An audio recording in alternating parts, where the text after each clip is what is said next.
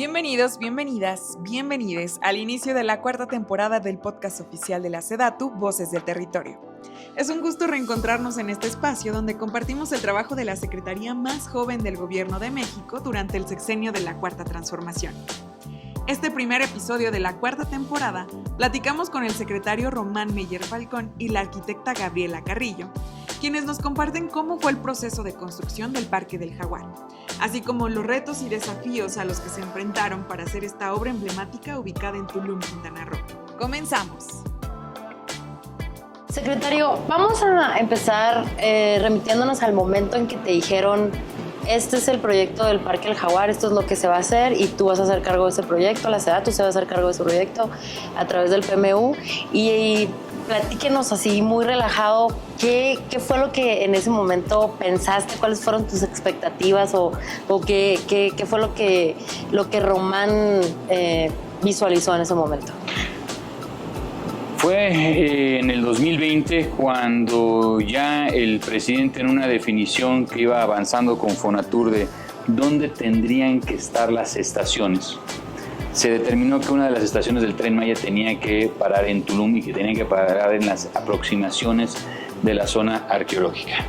Ya se tenía esa información, se tenía la información también de que esa zona arqueológica hoy en día recibe un número bastante importante de visitas nacionales e internacionales. De hecho, es la tercera zona arqueológica más importante a nivel nacional y dado el crecimiento poblacional y de visitas que ha tenido ese parque, probablemente en un par de años será la principal zona arqueológica por visitar a nivel nacional.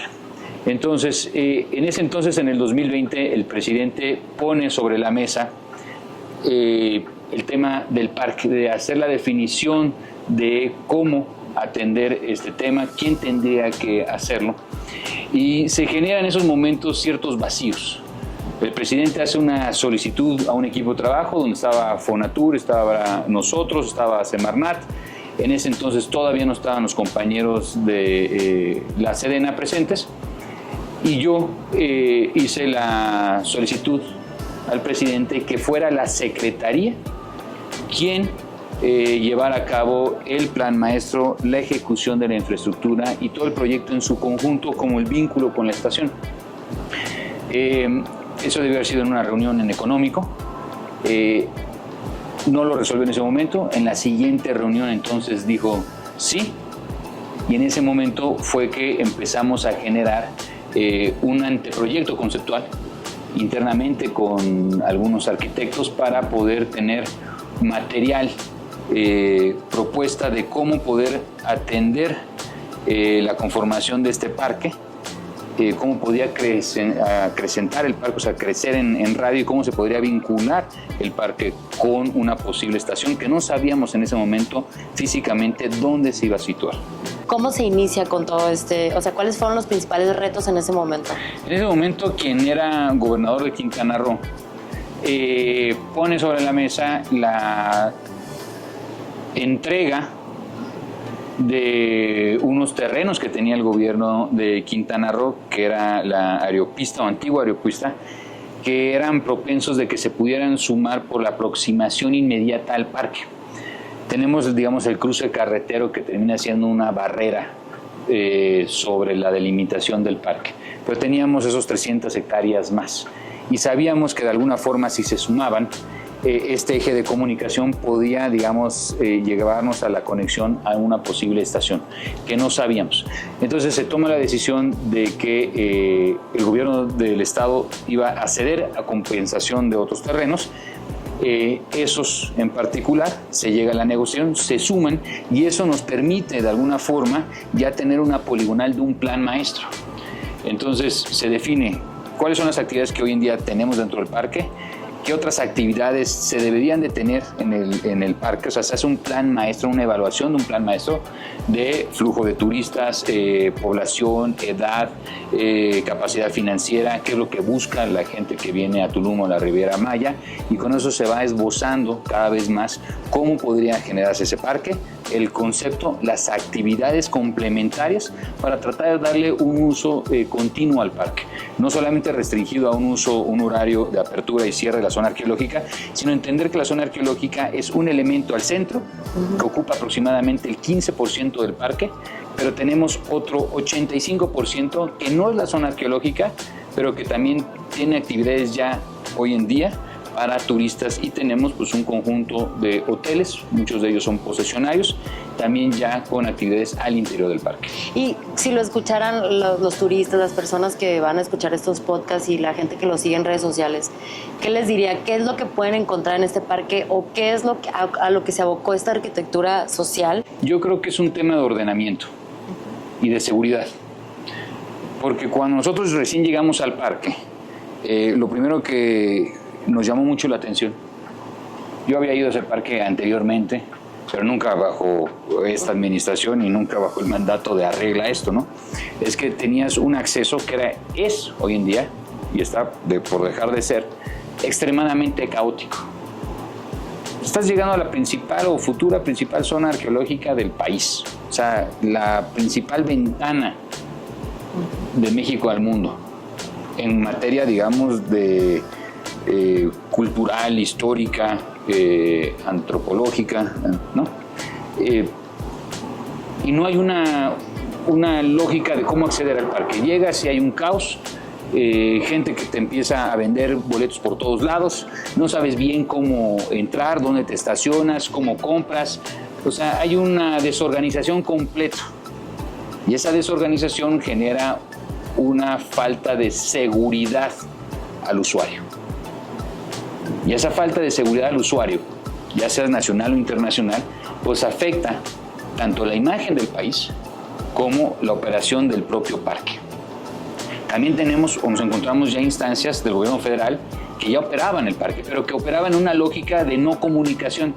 Tenemos a los compañeros de CONAM por un lado, a los compañeros del INAH por el otro lado, que tampoco se comunicaban y que de alguna forma cada quien con su bastión, ¿no? Dentro de una misma área. Entonces, no solamente el proyecto busca asegurar, digamos, la operación, la seguridad al interior, sino también la coordinación con otras instancias, lo cual ha sido un trabajo permanente desde hace 3 años, poner a todos sobre la mesa, y no es un proyecto que defina la SEDATU, que es un proyecto que se define en coordinación con SEDENA, con CONAM, el sector ambiental, y con el INAH. Entonces, estos planos, este proyecto arquitectónico terminó siendo el fruto de un sinfín de reuniones técnicas con las cabezas, con los cuerpos técnicos, para definir el programa, las necesidades, la ubicación, el desplante de los cuerpos y posteriormente pues, la forma arquitectónica que tomó el proyecto. Ya meses ya de concluir y de entregar el parque, ¿estás satisfecho con el trabajo que se ha hecho ahí? Yo creo que sí, estoy bastante satisfecho con lo que se ha hecho al interior del parque. Creo que el avance ha sido sumamente importante, no solamente la infraestructura física que se hizo al parque, sino que se le da una identidad que no existía, que no tenía el parque. O sea, nadie realmente sabía que era un parque. O sea, sí, a lo mejor un par de funcionarios, pero ningún turista al entrar sabía que era un parque, no había una mención de que era un parque, no había un límite físico, visual, que se pudiera entender de una limitación física del parque. Cuando entras hoy en día ya están homologados las señaléticas, ya se limpió visualmente al interior, ya se limpiaron los accesos a las playas que no existían, ya se delimitó las acciones y usos con un programa de manejo en coordinación con la CONAM para las actividades al interior con restricciones de usos y horarios particulares. Ya hay una identidad visual gráfica en la imagen urbana, ¿no? Entonces tenemos un conjunto de volardos, de caminos, de vegetación y estos cuerpos arquitectónicos que de alguna forma dialogan con la zona arqueológica. ¿A qué me refiero? Es una zona arqueológica que obviamente, como muchas zonas arqueológicas mayas, pues se utiliza, o la arquitectura maya utiliza piedra brasa, ¿no? El arco maya, etcétera, etcétera, pero fuimos muy respetuosos de no sobreponernos a la arquitectura local, sino entender cuáles eran esos elementos, sumarlos, adaptarnos, fusionarnos de alguna forma, como un camaleón, nos cambiamos de tonalidad y nos adaptamos para no sobresalir, sino dar un sentido de jerarquía, en el cual este proyecto, las intervenciones contemporáneas respetan completamente la arquitectura de Tulum, que ese es el objetivo central, se camuflajea perfectamente, respeta las jerarquías, las dimensiones, las alturas de los cuerpos, se separa y le da su lugar principal a la zona arqueológica. Y se generan estos espacios mucho más agradables para el turista y para los propios administradores públicos. Okay. Y por último, secretario, cuando ya no seas secretario, que regreses al Parque del Jaguar con tus hijos ahí, que vayas, ¿qué quieres encontrar ahí para que tú digas, sí hicimos la chamba chingón? Yo creo que una operación adecuada. O sea, ya la infraestructura está, eso ya nosotros nos aseguramos de que esté, ¿no? O sea, los edificios, las instalaciones, la señalética. El elemento más urgente y en ocasiones preocupante es la operación. Que sí se respeten los usos y las operaciones, que no haya crecimiento de siguientes invasiones, que sí haya un sentimiento de seguridad adentro del parque. O sea, que los turistas estén seguros al interior, que estén 100% seguros en materia de seguridad, en materia, digamos, de conservación y preservación, que se mantengan limpios los inmuebles, que se mantengan limpios la zona arqueológica, que nuevos usos que hemos puesto es una torre de avistamiento, uno de los principales museos regionales de antropología e historia que vamos a tener, tenga, digamos, una colección vigente, palpable, muy importante, que pueda recopilar no solamente piezas regionales, sino que de otros museos, o sea, incluso de la Ciudad de México, del Museo de Antropología e Historia, puedan tener, digamos, una museografía viva que vaya teniendo rotación de piezas, que vaya teniendo rotación, digamos, de la propia museografía, para que también genere pues una identidad y la gente vaya no solamente a Tulum se reconozca por la zona arqueológica, sino por el parque. Que sea un referente. Que sea un referente y que convivan, ¿no? Los dos elementos. La zona arqueológica, que ya es un referente, pero un parque que era inexistente. Ahora que tenemos un parque que es existente, pues la zona arqueológica, digamos, se va a nutrir de mejor forma. Yo creo que lo que más me gusta de la coordinación del proyecto es poder resolver y ver los avances en campo. O sea, en obra pública y en proyectos arquitectónicos, el 80% se ve en una oficina, se resuelve con talleres, con etcétera, los conceptos, ¿no? Pero el 80% se ejecuta, o la importancia es la ejecución en campo. Entonces, poder ver que lo que se plasma se está ejecutando, que está dando fruto y que no se desvirtúa de lo que originalmente concebimos, que eso pasa muchas veces en arquitectura, una falta de supervisión arquitectónica, supervisión del ojo que concibió el proyecto, puede rápidamente desvirtuarse y perderse.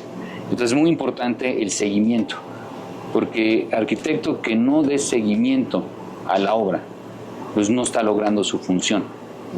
La única forma de asegurar que las cosas se hagan bien desde una óptica de obra pública o de proyecto arquitectónico es constantemente asegurar que en la supervisión arquitectónica, si bien hay muchos problemas que hay que resolver, pero se sigue manteniendo el espíritu del proyecto. El Parque del Jaguar fue diseñado por el despacho de arquitectos colectivo C733, conformado por Gabriela Carrillo, Carlos Facio, Eric Valdés, Israel Espín y José Amos Urrutia. Así que invitamos a la arquitecta Gaby Carrillo para hablar más de este espacio que será el atractivo más importante de la entidad y contribuirá a la preservación ambiental y cultural de Quintana Roo. En esta ocasión nos acompaña la superarquitecta Gabriela Carrillo. Le doy la bienvenida. Gracias por estar aquí, Gabriela. Muchas gracias. Y Gaby, yo quisiera entrar en detalle contigo, preguntándote primero que nada sobre el reto que ha sido para ti diseñar en esta zona tan importante como la zona arqueológica de Tulum, y pues un parque tan grande, ¿no?, en dimensiones. Y pues bueno, eso quisiera que con eso Comencemos. Claro que sí. Bueno, muchas gracias por la invitación.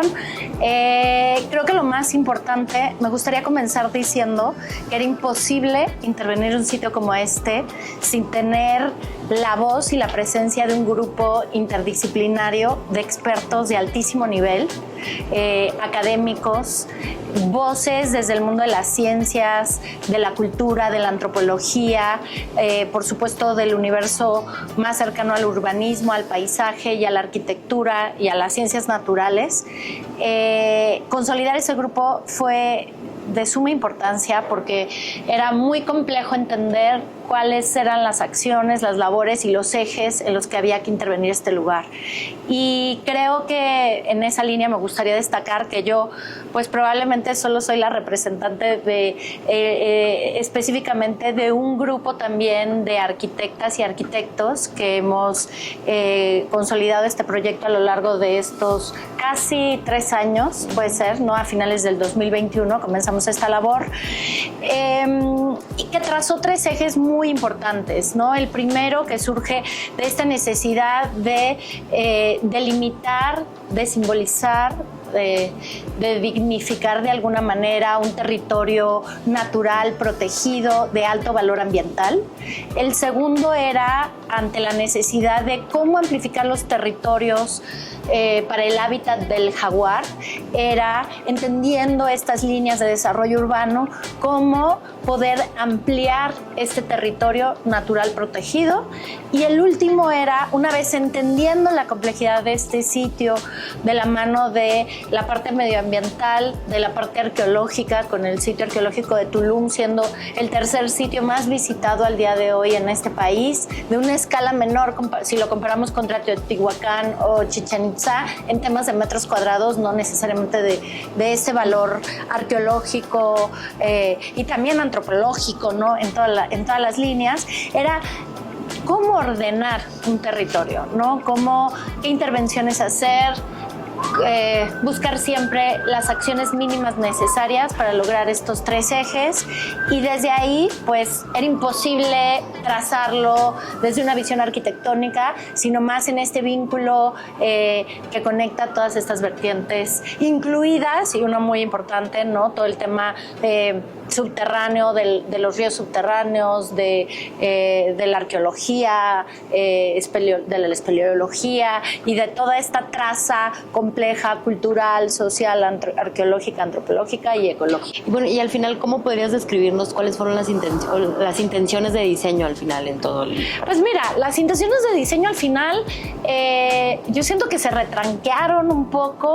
La primera fue la de decir, ¿cómo hacemos una barda que no sea una barda, ¿no? ¿Cómo hacemos un límite que no sea un límite? ¿Cómo realmente construimos un simbolismo? Y entonces ahí fue entrarle a entender todo esto que dije antes, y entonces a meternos en la historia, a conectarnos con los expertos del jaguar, con los expertos de pasos de fauna, con todos los grupos de ONGs que han estado trabajando con toda la parte medioambiental, o por supuesto con las instituciones, con un grupo muy importante de académicos que nos acompañó en un primer tramo, y eso empezó a trazar este lugar de decir, bueno, entonces lo que tenemos que hacer es algo que se conecte a la memoria histórica del sitio, pero que a su vez es una memoria viva, ¿no? La cultura maya es activa, está presente, tiene una presencia brutal a nivel cultural, y entonces era desde ese lugar, obviamente hasta la actualidad, ¿qué pasa, no? ¿Qué sucede con el hoy?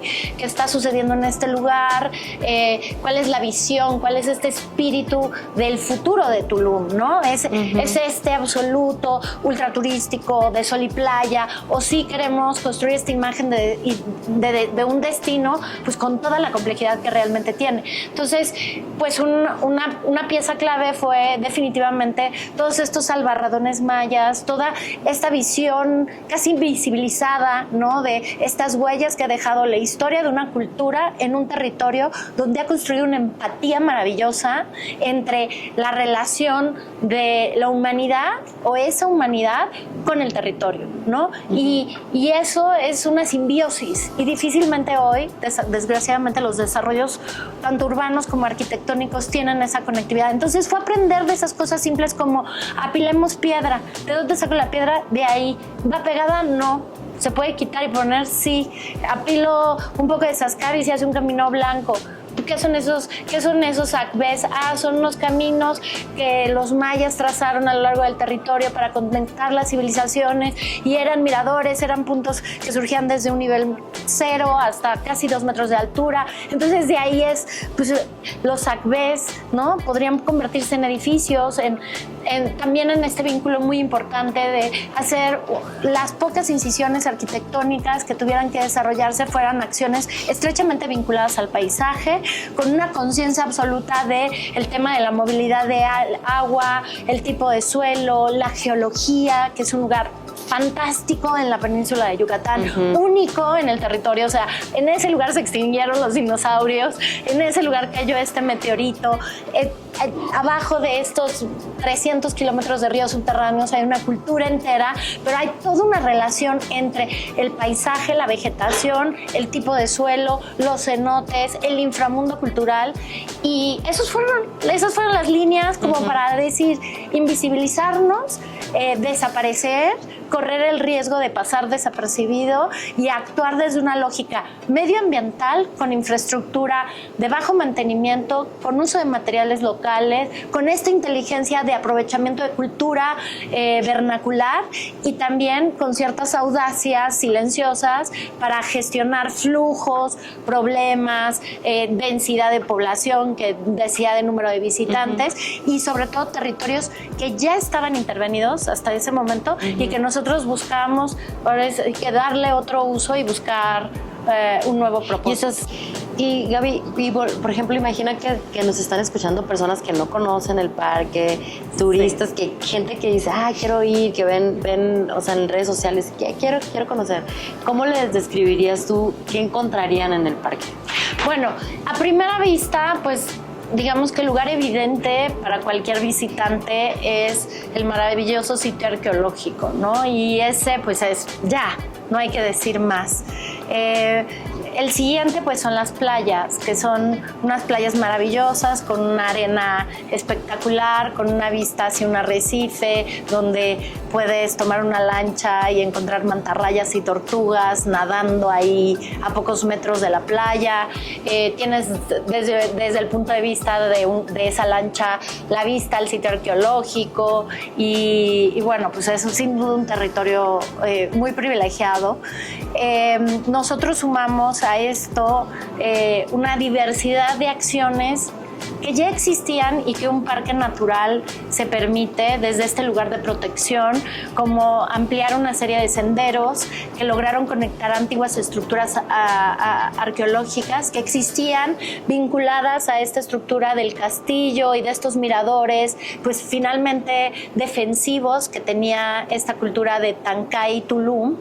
Y entonces, bueno, pues va a haber toda una experiencia de un nivel, digamos, más elevado para visitantes más arriesgados que les gustaría transitar entre estas selvas chis maravillosas, estas palmas chis que construyen estas selvas muy bellas entre los riscos, el mar y ya la selva media que tiene hacia el interior del parque.